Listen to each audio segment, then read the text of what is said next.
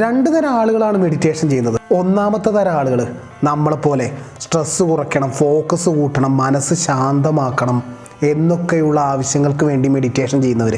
രണ്ടാമത്തെ തരം ആളുകൾ വേറൊരു തലത്തിലാണ് മെഡിറ്റേഷനെ കാണുന്നത്. നമ്മളൊക്കെ ഒരോളത്തിൽ അങ്ങ് ജീവിച്ചു പോവുകയാണ്. ഒന്ന് ചെയ്യും, ആ സമയം വേറൊന്ന് ചിന്തിക്കും. മുൻപിലുള്ള മനുഷ്യനെയോ പുഷ്പത്തെയോ ഒന്ന് കാണാതെ എന്തൊക്കെയോ ചിന്തിച്ച് ഒരു മയക്കത്തിൽ എണ്ണവണ്ണം അങ്ങനെ ജീവിച്ചു പോകുന്നു. എന്നാൽ ഈ ചിന്തകളുടെ മയക്കത്തിൽ നിന്ന് ഉണർന്ന് നമ്മൾ അവെയർനെസ്സിനെ കൂട്ടി കൂട്ടി കൂട്ടി കൊണ്ടുവരുമ്പോൾ, നമ്മൾ പ്രസൻറ്റിൽ പൂർണ്ണമായും ജീവിക്കാൻ തുടങ്ങുമ്പോൾ, ഒരു പ്രവൃത്തിയെ മുഴുവനായും ഏറ്റവും ആഴത്തിൽ ചെയ്യാൻ കഴിയുന്ന മനുഷ്യൻ ഉണ്ടാവുമ്പോൾ, ഒരു ഉയർന്ന തലത്തിലുള്ളൊരു മനുഷ്യൻ, ആ അവസ്ഥയെ സൂഫിസത്തിൽ കഷ്ഫ് എന്ന് പറയും. അതിനെ തന്നെ എൻലൈറ്റ്മെൻറ്റ്, ആത്മസാക്ഷാത്കാരം എന്നീ പല പേരിൽ അറിയപ്പെടും. ആ അവസ്ഥയിൽ എത്തിപ്പെടാനുള്ളൊരു പ്രാക്ടീസായിട്ടും പലരും മെഡിറ്റേഷൻ ഉപയോഗിച്ച് പോരുന്നുണ്ട്. ഈ വീഡിയോയ്ക്കുള്ളൊരു ഇൻട്രോ ആയിട്ട് പറഞ്ഞതേ ഉള്ളൂ. നമ്മൾ ആ തലത്തിലോട്ടൊന്നും പോകുന്നില്ല. ജസ്റ്റ് നമ്മളെപ്പോലെ ഉള്ളവർക്ക് പേഴ്സണൽ ഗ്രോത്തിന് വേണ്ടിയിട്ട് എങ്ങനെ മെഡിറ്റേഷൻ ഉപയോഗിക്കാം എന്നാണ് ഈ വീഡിയോ. മെഡിറ്റേഷൻ ചെയ്യുന്ന ഒരാൾക്ക് സെൽഫ് അവെയർനെസ് കൂടുതലായിരിക്കും. ഈ സെൽഫ് അവെയർനെസ് ഉണ്ടെങ്കിൽ തന്നെ നമ്മൾ വലിയ രീതിയിൽ ഇമ്പ്രൂവ് ആവും, വേറൊരു തലത്തിൽ നിൽക്കും. എന്താണ് സെൽഫ് അവെയർനെസ് എന്ന് പറഞ്ഞാൽ, നിങ്ങൾ നിങ്ങളെ തന്നെ ശ്രദ്ധിച്ചുകൊണ്ടേയിരിക്കുന്നു, ഒബ്സർവ് ചെയ്യുന്നു, നിങ്ങളുടെ ചിന്തകളെ, ഇമോഷൻസിനെ, പ്രവൃത്തികളെയൊക്കെ. ലൈഫിൽ പല തെറ്റുകളും നമ്മൾ ചെയ്യാനുള്ളൊരു കാരണം ഈ സെൽഫ് അവെയർനെസ് കുറവായതുകൊണ്ടാണ്. എനിക്ക് ദേഷ്യം അങ്ങ് വന്നു, അപ്പം എൻ്റെ കൺട്രോൾ തന്നെ പോയി. ഞാൻ എന്നെ തന്നെ അങ്ങോട്ട് മറന്നു, ഞാൻ അവനെ പോയി അങ്ങ് തല്ലി. ഇപ്പോൾ അതിനുള്ളത് അനുഭവിക്കുന്നുണ്ട്. ചെയ്യണ്ടായിരുന്നു എന്നൊക്കെ പലരും പറയുന്നത് നിങ്ങൾ കേട്ടിട്ടില്ലേ? വീക്കായ ആളുകളുടെ ലക്ഷണമാണത്. അയാളിൽ ദേഷ്യം എന്നൊരു ഇമോഷനേ ഉണ്ടായിട്ടുള്ളൂ, പക്ഷെ അയാൾ ദേഷ്യമായിട്ടങ്ങ് മാറി. എന്നാൽ ഈ സമയം സെൽഫ് അവെയർനെസ് ഉള്ള ഒരാൾ, അയാൾക്കും ദേഷ്യം വരും. ആ ദേഷ്യത്തെ അയാൾ ശ്രദ്ധിക്കും, ഒബ്സർവ് ചെയ്യും, ജസ്റ്റ് ഒന്ന് നിരീക്ഷിക്കും. അപ്പോൾ അയാൾ അവിടെ മുൻപത്തെ ആളെപ്പോലെ ദേഷ്യമായിട്ട് അങ്ങ് മാറുന്നില്ല, ഒരു ഒഴുക്കിനങ്ങ് പോകുന്നില്ല. അയാൾ ആ ദേഷ്യം എന്ന ഇമോഷനെ ഒബ്സർവ് ചെയ്യുന്നതോടുകൂടി അയാളും ദേഷ്യവും തമ്മിലൊരു സ്പേസ് ഉണ്ടാവും അവിടെ. ഇതെൻ്റെ ഉള്ളിലുള്ളൊരു ഇമോഷൻ മാത്രമാണ്, ജസ്റ്റ് ഇമോഷൻ. എന്നാൽ ഇനി ദേഷ്യപ്പെടേണ്ട ഒരു അവസ്ഥയാണ്, ദേഷ്യപ്പെട്ടേ പറ്റൂ, അതിനൊരു റീസൺ ഉണ്ട്. എന്നാൽ അയാൾ ദേഷ്യപ്പെടും. പക്ഷേ ഈ ദേഷ്യം വേണമെങ്കിൽ ദേഷ്യപ്പെടാം എന്ന രീതിയിലുള്ളൊരു ദേഷ്യപ്പെടലാണ്. കൺട്രോൾ നഷ്ടപ്പെട്ട ദേഷ്യപ്പെടലല്ല, അയാളുടെ കൺട്രോളിലായിരിക്കും അയാളിലെ എല്ലാ ഇമോഷൻസും. സാധാരണ മനുഷ്യർക്ക് ദുഃഖം വരുമ്പോൾ അവർ ദുഃഖമായിട്ട് മാറിയിട്ട് ദുഃഖത്തോടെ ജീവിക്കുന്നു. ഈ ദുഃഖം ജസ്റ്റ് ഒരു ഇമോഷനാണ്. ഇത് കഴിഞ്ഞ് അടുത്ത ഇത് വരും, അത്രേ ഉള്ളൂ. ഇനി സ്ട്രെസ് ഉണ്ടായാലോ അവർ ദുർബലരായി മാറും, സ്ട്രെസ്സായിട്ട് അവർ മാറും. നിങ്ങൾ ടെൻഷനിൽ തളരേണ്ട ആളല്ല. ഇതൊക്കെ ജസ്റ്റ് കുറേ ചിന്തകൾ മാത്രമാണ്. വേണമെങ്കിൽ നിങ്ങൾക്ക് ദുഃഖിക്കാം, ഇല്ലെങ്കിൽ വേണ്ട. ദുഃഖിക്കണോ വേണ്ടേ എന്നൊക്കെ നിങ്ങളുടെ കയ്യിലാണ്. മൊത്തം തീരുമാനവും നിങ്ങളുടെ കൺട്രോളിലായിരിക്കണം. ഇങ്ങനെ തന്നിലുണ്ടാകുന്ന ഇമോഷൻസിൻ്റെ ഒക്കെ കൺട്രോൾ തൻ്റെ കയ്യിൽ പിടിച്ചു വെച്ചിരിക്കുന്ന ഒരാൾ, ആ കടിഞ്ഞാൻ അയാളുടെ കയ്യിലാണെങ്കിൽ അയാളെ ഒരു വികാരങ്ങളും പുറകോട്ട് വലിക്കില്ല. അയാൾ ദുഃഖത്തിൽ തകർന്നില്ലാതാവില്ല, ഭയത്തിൽ പുറകോട്ട് പോവില്ല, ദേഷ്യത്തിൽ നിയന്ത്രണം വിടില്ല. എന്നാൽ സാധാരണ മനുഷ്യരെ സംബന്ധിച്ച് അവരെ ഈ ഇമോഷൻസും ചിന്തകളും ഭരിക്കുകയാണ്. എന്നാൽ തിരിച്ച് ഇമോഷൻസിനെയും ചിന്തകളെയും നമ്മളാണ് കൺട്രോൾ ചെയ്യേണ്ടത്. എന്നാൽ അവെയർനെസ് ഉള്ള ഒരാൾ ഈ ഇമോഷൻസിനെ, ഈ ഭയത്തെ, ഈ ദേഷ്യത്തെ, ഈ സ്ട്രെസ്സിനെ ഇതൊക്കെ ഒബ്സർവ് ചെയ്യും. ഒബ്സർവ് ചെയ്യും തോറും ഇതിൻ്റെ വീര്യം കുറയും. പിന്നെ അവർക്ക് തന്നെ നന്നായിട്ട് അറിയാം, ഇത് ജസ്റ്റ് ഒരു ഇമോഷനാണ്, വേണമെങ്കിൽ എടുക്കാം, ഇല്ലെങ്കിൽ വേണ്ട. ഈ ഒരു കൺട്രോൾ അവരുടെ ലൈഫിൽ അവർക്കുണ്ടാവും. സെൽഫ് അവെയർനെസ് ഉള്ള ഒരാൾ, തന്നെ തന്നെ നിരന്തരം ഒബ്സർവ് ചെയ്തുകൊണ്ടിരിക്കുന്ന ഒരാൾ, അയാൾക്ക് തന്നെക്കുറിച്ച് തന്നെ ഒരു ഐഡിയ ഉണ്ട്. താൻ എവിടെയാണ് വീക്ക്, ഏത് പ്ലാനാണ് തൻ്റെ വീക്ക്, തൻ്റെ പ്രവൃത്തിയിൽ എന്തൊക്കെ പ്രശ്നങ്ങളുണ്ട്. താനൊരു തോൽവിയാണെങ്കിൽ തോൽവിയാണ്, അല്ലെങ്കിൽ താൻ എവിടെയോ എന്തൊക്കെയോ പ്രശ്നമുള്ള ആളാണെങ്കിൽ ഓക്കെ. ഈ ഒരു തിരിച്ചറിവ് വരുമ്പോൾ അയാൾ തന്നെ ഡെവലപ്പ് ചെയ്യും, ഇമ്പ്രൂവ് ചെയ്യും. ഇതുകൂടാതെ തൻ്റെ സ്ട്രെങ്ത്ത്, തൻ്റെ വീക്ക്നെസ് ഇതൊക്കെ അയാൾക്ക് നന്നായിട്ട് അറിയാം. അയാൾ സ്ട്രെങ്ത്തിൽ വർക്ക് ചെയ്തുകൊണ്ടേയിരിക്കും. സ്ട്രെങ്ത്തിൽ വർക്ക് ചെയ്യുന്തോറും അയാൾ സക്സസ്സിലോട്ട് പോകും. സോ ഇങ്ങനെയുള്ള ഒരാളെ, തൻ്റെ ലൈഫിൻ്റെ മുഴുവൻ കൺട്രോളും തൻ്റെ കയ്യിലിരിക്കുന്ന ഒരാൾ, ഒന്നും പുറകോട്ട് വലിക്കാൻ ഇല്ലാത്തൊരാൾ, അയാൾ മറ്റൊരാളെ നോക്കിക്കാണുമ്പോൾ അയാളൊരു നല്ല പേഴ്സണാലിറ്റി ആണെന്ന് പറയും, അട്രാക്റ്റീവ് ആണെന്ന് പറയും, അയാൾക്ക് നല്ല ബന്ധങ്ങളുണ്ടാവും. നമ്മൾ ഒബ്സർവ് ചെയ്യും തോറും സെൽഫ് അവെയർനെസ് കൂടും. സോ സെൽഫ് അവെയർനെസ് കൂടാനുള്ളൊരു മാർഗമായിട്ടും പലരും മെഡിറ്റേഷൻ പ്രാക്ടീസ് ചെയ്ത് വരുന്നുണ്ട്. ഇനി അടുത്ത പോയിന്റ് പറയാം. മെഡിറ്റേഷൻ നമ്മുടെ ഫോക്കസിനെ ഇമ്പ്രൂവ് ചെയ്യും.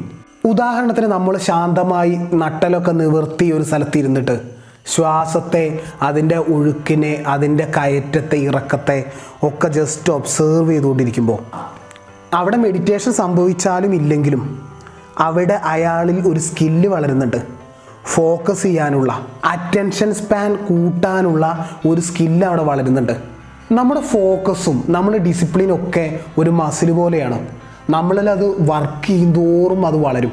ചുരുക്കത്തിൽ മെഡിറ്റേഷൻ ചെയ്യുന്തോറും നമ്മുടെ ഫോക്കസ്, നമ്മുടെ അറ്റൻഷൻ സ്പാൻ കൂടിക്കൊണ്ടിരിക്കും, ഇമ്പ്രൂവ് ചെയ്യും. ആൻഡ്രൂ കാർണഗി വലിയ രീതിയിൽ പണം സമ്പാദിച്ചതിൽ സംശയം തോന്നിയ US ഗവൺമെൻറ്റിൻ്റെ ഒരു കമ്മിറ്റി അദ്ദേഹത്തോട് ചോദിച്ചു, നിങ്ങൾക്ക് എങ്ങനെ ഇതിനൊക്കെ കഴിഞ്ഞു എന്ന്. അദ്ദേഹം പറഞ്ഞു, എനിക്ക് 5 മിനിറ്റ് ഒരു കാര്യത്തിൽ മുഴുവനുമായി ഫോക്കസ് കൊടുക്കാൻ കഴിയുമെന്ന്. നമ്മൾ വിചാരിക്കും 5 മിനിറ്റ് നമുക്കും കഴിയുമെന്ന്. പക്ഷെ നമ്മളെ സംബന്ധിച്ച് വെറും 30 സെക്കൻഡ് മാത്രമുള്ള റീൽസിൽ പോലും നമുക്ക് ഫോക്കസ് കൊടുക്കാൻ കഴിയുന്നില്ല. അടുത്ത പോയിന്റ്, മെഡിറ്റേഷൻ നമ്മുടെ ഡിസിപ്ലിൻ ഇമ്പ്രൂവ് ചെയ്യും.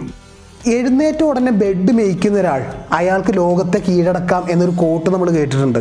ഒരു ബെഡ്ഷീറ്റ് വിരിച്ചിടുന്നതിൽ എന്ത് ലോകത്തെ കീഴടക്കാനാണ് എന്ന് നിങ്ങൾ ചിന്തിക്കുന്നുണ്ടെങ്കിൽ അവിടെ ഡിസിപ്ലിനാണ് നമ്മൾ ഇമ്പ്രൂവ് ചെയ്യുന്നത്.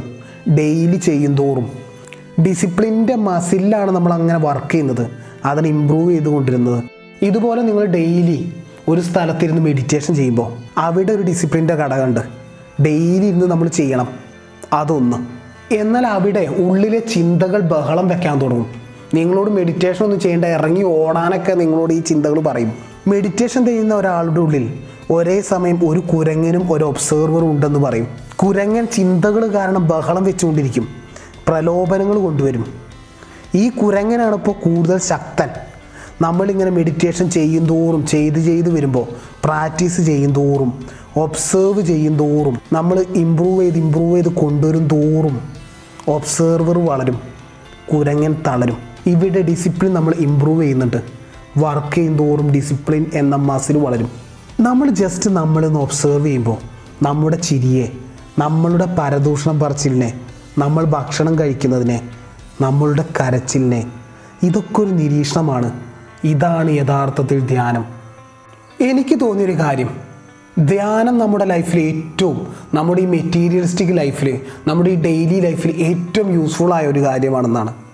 കാരണം ധ്യാനം നമ്മുടെ ലൈഫ് കുറച്ചുകൂടി റിയാലിറ്റി ആക്കി മാറ്റും. അപ്പോൾ ചോദിക്കും, ഇപ്പോൾ റിയാലിറ്റിയിലല്ലേ ജീവിക്കുന്നതെന്ന്. ഉദാഹരണത്തിന് നിങ്ങൾ പ്രണയത്തെ കാണുന്നത് എങ്ങനെയാണ്? കേട്ട കാര്യം, ഇമാജിനേഷനിലുള്ള കാര്യം, ഇതൊക്കെ വെച്ചാണ് നിങ്ങൾ പ്രണയം എന്ന് സങ്കല്പിക്കുന്നത്. എന്നാൽ ലൈഫിൽ നിങ്ങൾ ഒറിജിനലായിട്ട് പ്രണയിക്കുമ്പോൾ, പ്രണയത്തിലേക്ക് കടക്കുമ്പോൾ അവിടെ നിങ്ങൾ കണ്ട ഇമാജിനേഷൻ, നിങ്ങൾ വായിച്ച കവിതകൾ, നിങ്ങൾ കണ്ട സിനിമകൾ, ഇതൊക്കെ നിങ്ങളുടെ ഈ ഒറിജിനൽ പ്രണയത്തിലേക്ക് കടന്നു വരും.